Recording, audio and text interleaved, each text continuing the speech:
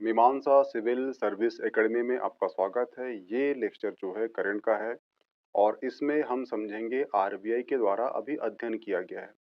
इस आरबीआई ने अभी 3 अध्ययन करे हैं और तीनों अध्ययन में सरकार को संकेत दिया गया है कि सरकार अगर सही तरीके से नीति निर्माण करे, तो जो वर्तमान में महँगाई बढ़ रही है, उस महँगाई को आसानी से नियंत्रित किया जा सकता है।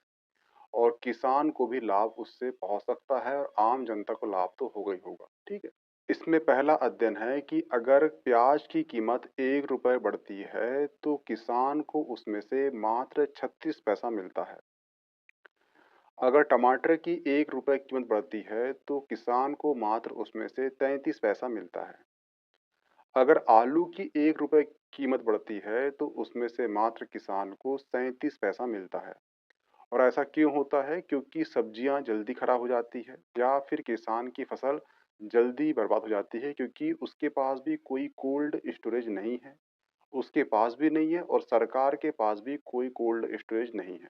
इसलिए आरबीआई ने सरकार को सलाह दी है कि वो कृषि विपणन सुधार करे, ई कॉमर्स को प्रोत्साहन करे और उसके साथ ही साथ जो निजी मंडियां हैं उसको भी प्रोत्साहन करे। अगर इन चीज़ों को प्रोत्साहित किया जाएगा तो जो किसान को 1 रुपए की जगह 33 पैसा, 37 पैसा या 36 पैसा मिल रहा है, इसकी कीमत बढ़ जाएगी। ये 70 या 60 पैसा पहुंच जाएगा। किसान इससे मोटिवेट होगा और किसान अपना उत्पादन को कंटिन्यू रखेगा। अगर इतना पैसा कम मिलेगा तो किसान जो है वो उत्पादन करने में सक्षम नहीं होगा तो उत्पादन नहीं करेगा। जब उत्पादन नहीं करेगा, वो जो खाद्य पदार्थ है जो उत्पादित हो रहा है वो उत्पादित नहीं होगा। जब उसका उत्पादन नहीं होगा तो उसकी कमी होगी। कमी होगी उसके साथ ही उसके अपोजिट में उसकी माँग बढ़ेगी। जब उसकी माँग बढ़ेगी तो उसकी कीमत भी बढ़ेगी। जब कीमत बढ़ेगी तो उस कीमत को नियंत्रित करना आसान नहीं होगा। इसलिए अगर सरकार निजी मंडियाँ, ई-कॉमर्स को प्रोत्साहन करे और कृषि विपणन में सुधार करे तो इन समस्या का हल आसानी से किया जा सकता है। ये आरबीआई ने सलाह दी है किसको? सरकार को। दूसरा अध्ययन ये बताता है कि चना, मूंग और अरहर, अगर चना में 1 रुपए की कीमत बढ़ती है तो किसान को उसमें 75 पैसा मिलता है। अगर मूंग की कीमत 1 रुपए बढ़ती है तो किसान को उसमें 65 पैसा मिलता है। अगर अरहर की कीमत 1 रुपए बढ़ती है तो किसान को उसमें से 70 पैसा मिलता है, यानी 70 पैसा मिलता है। ऐसा क्यों? क्योंकि सब्जियां जितनी जल्दी खराब होती है उतनी जल्दी चना, अरहर और मूंग खराब नहीं होते और किसान जो है इसके लिए अपने घर में स्टोरेज बनाता है क्योंकि इसे कोई भी कोल्ड स्टोरेज की आवश्यकता नहीं होती इसलिए। ठीक है। इसलिए किसान को यहाँ पर अच्छी कीमत मिल जाती है 1 रुपए पर।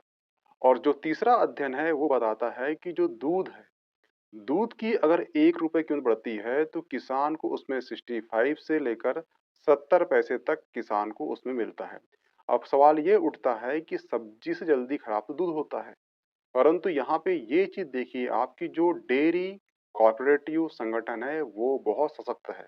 किसान अपने गाय और भैंस से तुरंत दूध निकालता है, उसे आधे घंटे के अंदर ही वो डेयरी कोऑपरेटिव संगठन उसे बेच देता है। जब उसे बेच देता है तुरंत तो वो जो उत्पादन की जो कीमत है उसे अच्छी मिल जाती है। जब उसे कीमत अच्छी मिल जाती है तो सिंपल सी बात है उसे लाभ होता है। तो ये 3 अध्ययन है आरबीआई ने करा है और आरबीआई ने इस 3 अध्ययन के माध्यम से ये संकेत बताए हैं सरकार को कि अगर नीति सही तरीके से निर्माण किए जाए तो जो किसान है उसको लाभ पहुँचेगा और जब किसान को लाभ पहुँचेगा तो उत्पादन करेगा। जब उत्पादन करेगा तो वस्तु की जो माँग है उसके अकॉर्डिंग जो डिमांड है वो पूरी होगी। जब डिमांड पूरी हो जाएगी तो जो वस्तु की कीमत बढ़ती है वो वस्तु की कीमत उस रेशो में नहीं बढ़ेगी और इससे महँगाई को नियंत्रित किया जा सकता है। अगर आपको महँगाई पे क्वेश्चन आता है तो उसके उपाय में आप आरबीआई का रेफ़रेंस देकर ये 3 उपाय को बता सकते हो विद डाटा। ठीक है? मिलते हैं नेक्स्ट टॉपिक में।